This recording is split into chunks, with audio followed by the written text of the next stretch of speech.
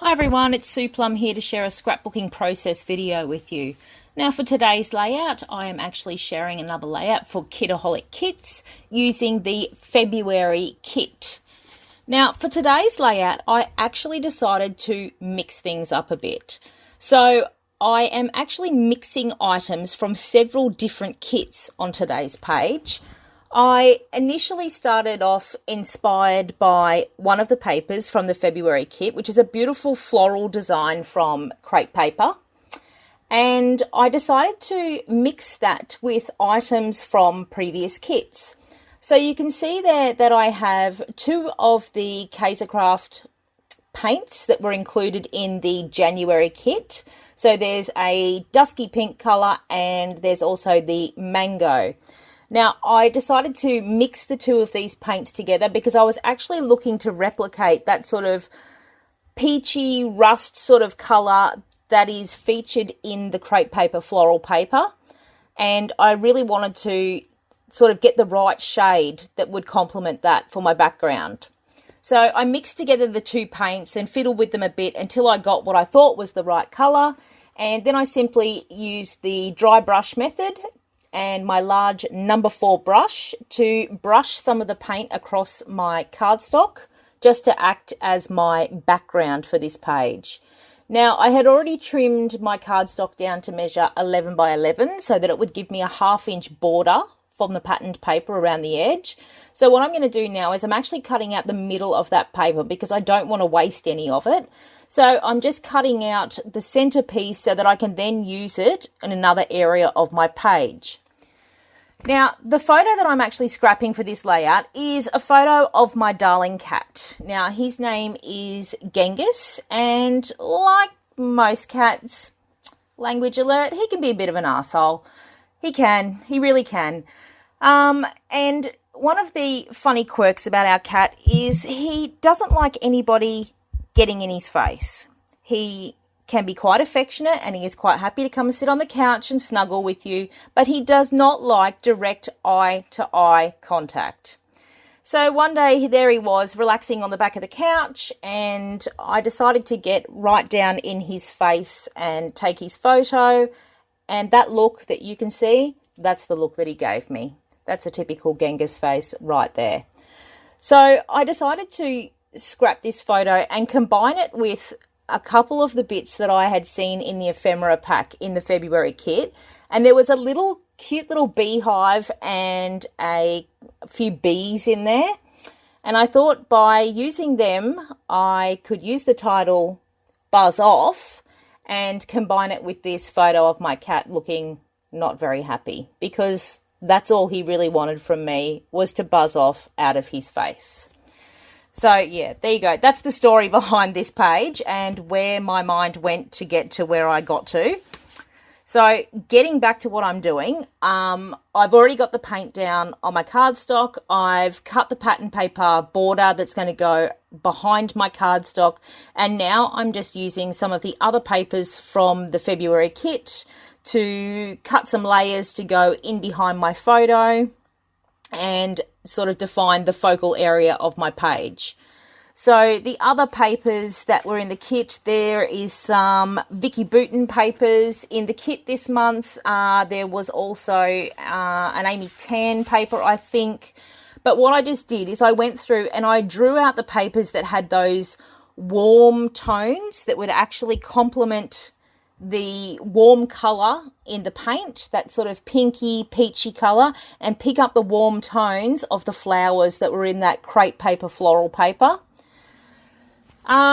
Yeah, so here I am fiddling around. I shuffled through the cut apart paper there. Some of those bits and pieces are from one of the Amy Tan cut aparts. I shuffled through there just to find the ones that I thought the colours would work. And then I've just popped all the others aside and I'll use them on a different project. So I actually distressed all the layers, the edges of the layers of these papers, just to give a bit of texture to the page and create a bit of extra visual interest. And now you can see that I've gone back to that floral paper that I have used for my border. And I'm actually going to run a strip of that horizontally across the page and just cut the little end bit to create some tails so that I've got a banner that runs across the page. And I'm actually going to place that so that that horizontal line sits in behind his face, because his eyes and his facial expression is the focal point of this page. And having that horizontal line drawing through behind where his face is helps to draw the viewer's eye directly to the focal point. So, getting all the layers together, besides the pattern papers, I've got a couple of my other signature little bits and pieces there. I've got a paper doily from my stash. I've also got some frayed gauze, and I'm just going to stack all of those layers together and then secure them with a staple. You would have seen me do this before if you've watched my videos. I like securing the layers like that. It saves on adhesive because you don't have to stick down all of those layers individually. It saves on time because you don't have to stick down all of those layers individually. And it also allows you to move the stack of paper as an entire piece, and you can move it around on your background, and you don't have to worry about things getting out of order. And, you know, if you do change your mind and you want to change the order, it's quite easy just to pick that staple apart and change things around. So figuring out where I'm going to place those papers on the page, you can see that I'm using my T-square there. That's my new T-square, because if you remember a previous video, I told you that I had snapped my last T-square. So that's my new one. And I'm using that T-square to help get things straight on the page. One of the things that I do like to do when I'm putting down like these anchor pieces of paper that are anchoring my design is making sure that they are straight on the page. There is nothing worse than sticking everything down and then going, oh no, I've done it crooked. So I've also placed a bit of scrap cardboard on the back of my photo, which helps pop it up from the background a bit. And I'm just using my Helmer 450 adhesive just to stick the photo down on top of the gauze. Make sure if you are using gauze, thread, or any kind of fabric like that, make sure you do use a good liquid adhesive, because if you do use tape, you will find after a period of time, if they even do stick to start, that it will actually come apart and drop off, because the tape just does not like hanging on to those threads. So here you can see those little pieces from the Jen Hadfield ephemera pack that I was talking about, which is that cute little beehive and those little bees. And I really wanted some flowers that were going to work with the colours that I was working with in this page. And I actually went back to something from the December kit. So all the flowers that you can see me using there are actually the subscriber exclusive floral printables from the December kit. So all of the December subscribers would have received these, and I printed them out just on some lightweight cardstock or some heavyweight paper, depends where you draw that fine line. And I fussy cut them, and I am just going to create 3 clusters around my photo. Again, going with that design principle of creating in 3s to create balance and form that visual triangle around my focal point of my page. So I used a little bit of foam tape in behind those floral clusters just to help pop them up from the page a little, and just to help frame in around the photo. So you can see that after I've stuck those initial larger pieces down, I'm going in with some of the loose flowers, and I'm going in with some of the loose leaves, and I'm just sticking them in underneath just to help create those extra layers. So I've got one, as you can see, on the left of my photo. I've got the cluster down in the bottom right of my photo that also features the beehive. And then I'm going to create a little cluster also above my photo, just above the doily there, which will give me that visual triangle. Now, one of the things that I did do when I stuck all of the flowers down is I make sure that I only stick things down with adhesive or tape in the center of them, and that allows me to bend up all the leaves and the petals of the flowers, and it just gives so much more dimension to the page without actually adding too much bulk. It doesn't add thickness or layers or weight, it just gives that appearance of extra dimension and of things coming up off the page. So I tend to use my Scotch tacky glue in my fine line bottle there. That's a very well loved fine line bottle you can see there. It's been going for several years and I'm pleased to report it hasn't broken yet. And I'm just using that Scotch tacky glue just to tack down some of those extra flowers and leaves. And I'm also going to use it for the ephemera pieces for the bees. And following along with that same principle of bending up the leaves and bending up the floral petals, I'm also going to bend up the little wings on those cute little bees.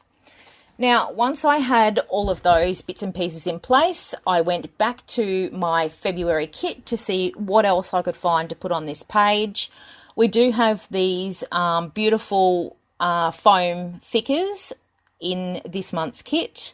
And the one that I chose, now there's one that's sort of a light bluey green colour there. And there's also these ones that are just sort of a white, pearly, iridescent font. I really loved those. And I love the size of these. I love that they're not too big. And I just used my T-square there just to make sure that my title was straight on the page. Now, one of the other things that really did excite me about this title, it gave me a chance to use 2 Z's, and it's not often that you get that, right? So there's my title of Buzz Off, and then I'm going into the Heidi Swap sticker book, which is from the Old School collection, that is also in this month's kit, and let me tell you, that thing is jam-packed with stickers. There are so many stickers in that booklet. So I'm just looking for a couple of other little stickers that I can put on the page just to add that text element to the page. Because besides being visual, I think there should also be words scattered around layouts so that when people's eye are moving around, they've got something to read as well. So I also ironically put "This is my happy place," that sticker down the bottom there, because he really was in his happy place until I came along and disturbed him. And finishing off, what did I do to finish off? Okay, so I added a little label sticker to the right of that banner piece where I just hand wrote my journaling on. I also stamped the date down the bottom of the page. I used one of my roller stamps from my stash to stamp the phrase "Pretty Please" around the page, because pretty please buzz off. And I also added some black splatters just to help tie in with the fact that that photo, there was so much black in that photo, and tie in that dark colour so that it didn't appear so stark on the page. And other than that, that was pretty much all I did. So there is my layout combining this month's kit, the February kit, the paints from the January mixed media kit, and also some of the December subscriber exclusive floral printables. So as I said, it was quite a mashup this month. Thanks so much for joining me today. I hope you have enjoyed watching my process. If you have any questions, leave them down below and I will get back to you as soon as possible. Thank you so much for watching. I'll see you next time. Bye.